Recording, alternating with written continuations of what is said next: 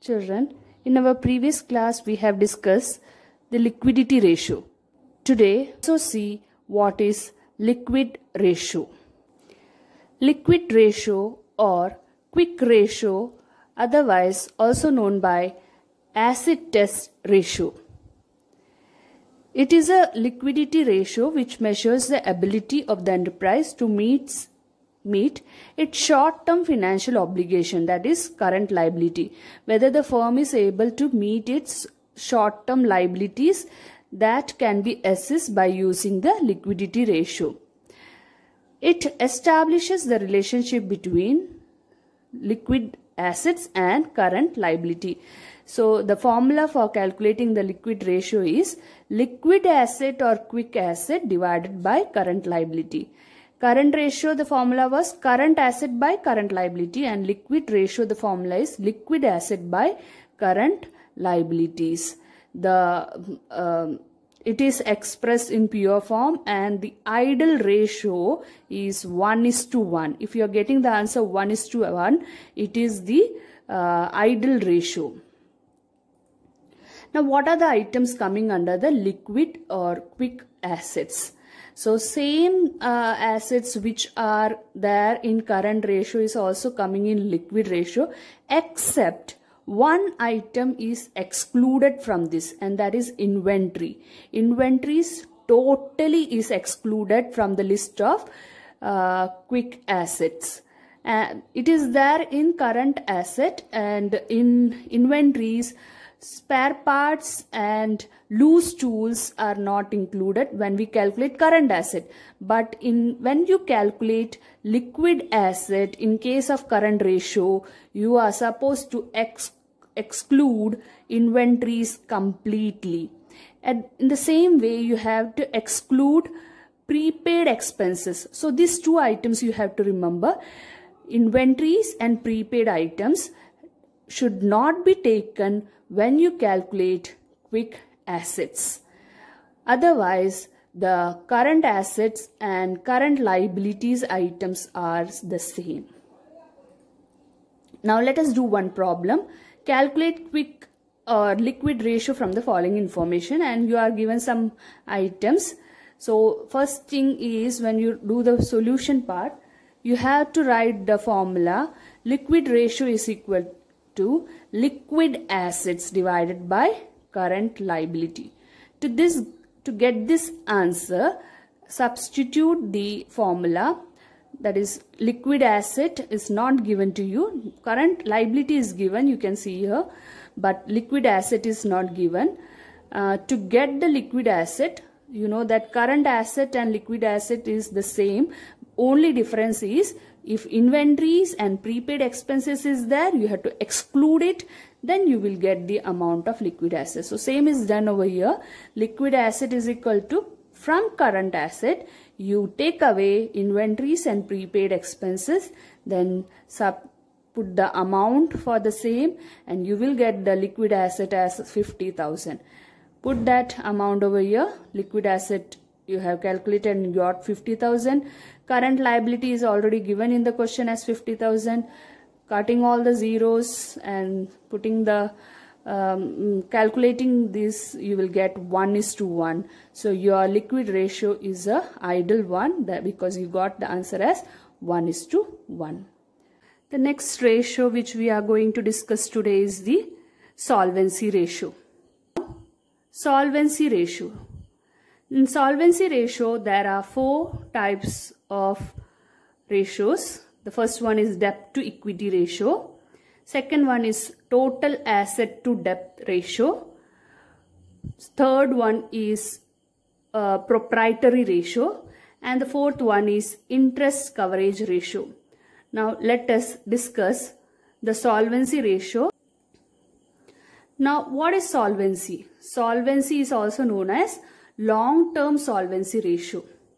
Solvency ratios are calculated to show whether the enterprise will be able to meet its long-term financial obligation, that is long-term liability. So whether the firms are in the condition to fulfill their long-term liabilities like debentures, bank loan, is the firm able to pay off that liabilities that we can assess by using the solvency ratios. Now let us discuss the first ratio, that is debt to equity ratio. So the formula to calculate debt to equity ratio is debt divided by equity, that is shareholders fund.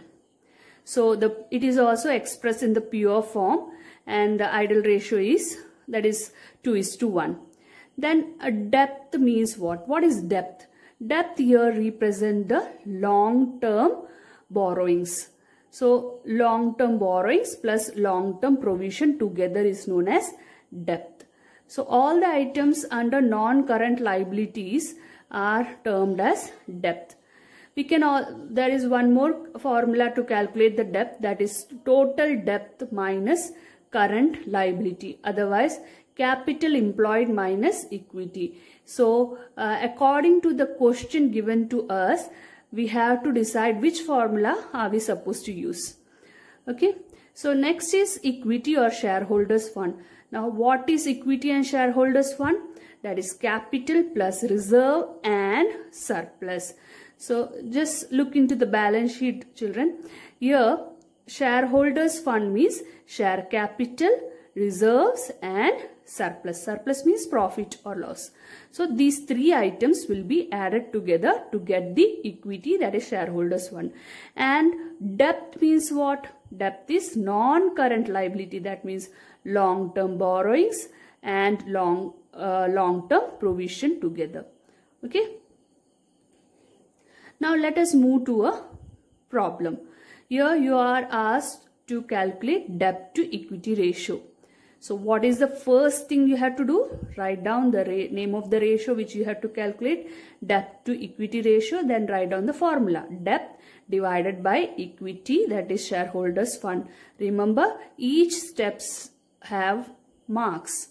So debt to equity ratio, debt by equity, that is shareholders fund.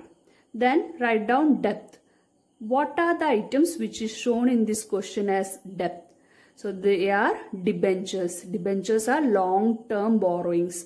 So debentures plus long-term provision.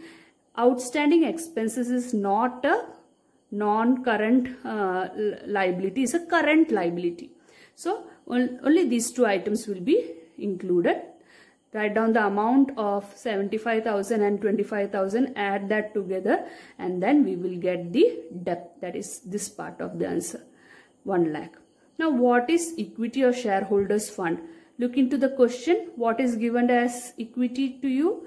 I have already explained previous that balance sheet. We have seen that share capital, general reserve and surplus are the three items which we have to add here. So adding those three items, you will get 1,75,000.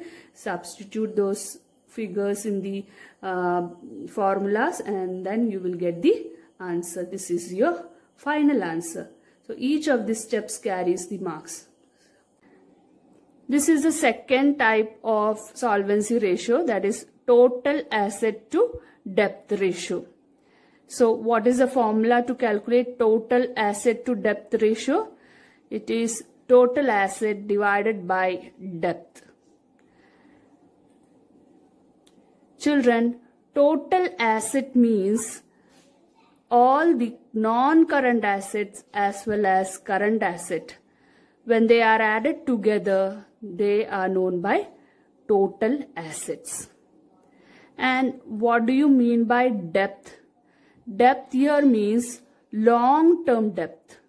So long-term debt means you have to take all the items of non-current liabilities. So these are long-term debt. So I hope that formula is clear to you. Total asset divided by debt. Now, what are the items coming under total asset is already discussed. That is non-current assets and all the current assets. Okay, non-current asset, fixed assets and non-current investments and long-term loans and advances. And in current assets, all the list of current assets including inventories, spare parts and loose tools, which we don't calculate. The spare parts and loose tools we don't calculate while calculation of current ratio. In current ratio, when we calculate current asset, we don't include spare parts and loose tools. But when we calculate total assets, we have to include all these items. And what about the debt? Debt here means long-term borrowings and long-term provisions. Under long-term borrowings also many classifications are there, that is bank loan and debentures. So that also you have to remember. Now let us do one problem for a better understanding of this ratio. Here you are given shareholders fund, total debt and current liabilities. You are asked to calculate total asset to debt ratio. So first thing you have to do is write the formula. So total asset to debt ratio is equal to total asset divided by long-term debt. Then you find out long-term debt. See, long-term debt means you are given total debt. Total debt means both non-current and current liabilities will be included. Actually, for calculating long-term debt, you just need non-current liability. So from this total debt which is given to you in the question, you just remove the current liability which is also given in the question. What is remaining? Non-current liability. That is what you have to write here. That is 16 lakh. So from total debt of 18 lakh, remove the current liability of 2 lakh. What is the answer? 16 lakh. That is your non-current liability, that is long-term debt, and write down the amount 16 lakh over here. Now to calculate the total asset. Total asset means combination of non-current asset and current asset. But if you check the question, there is no non-current asset or current asset given to you. So what is the method of finding total asset? Here you have to apply that formula of asset is equal to capital plus liability. Accounting equation, our +1 class, just remember. So asset is equal to capital. Instead of word capital, we are using here shareholders fund. So capital, that is shareholders fund plus liability. So shareholders fund is given to you and liability is also given to you. Adding that together, you will get total asset. So just that amount of 32 lakh you will write over here and substitute this, that is cancel off all the zeros, simplify it and make it in the smallest form, that is 2:1. So this is the total asset to debt ratio.